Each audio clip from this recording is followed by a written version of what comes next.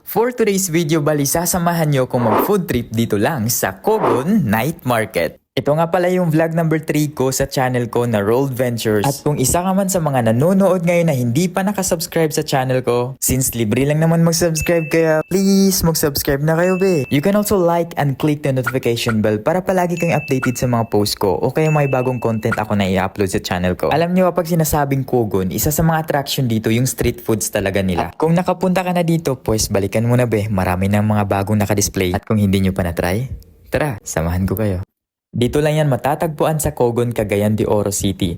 Bali na sa tapat lang ng public market nila. Around mga 5 PM ata sila nagsastart na mag-display ng mga paninda nila. At kung ayaw mong maubusan, I suggest punta ka dito around mga 6 PM or 7 PM. Alam niyo ba kung bakit tinawag itong night market? Eh kasi, tuwing gabi lang sila magdi-display dito. Bakit? Mayroon bang night market na tuwing umaga naka-display? Wala naman, di ba? At kung talagang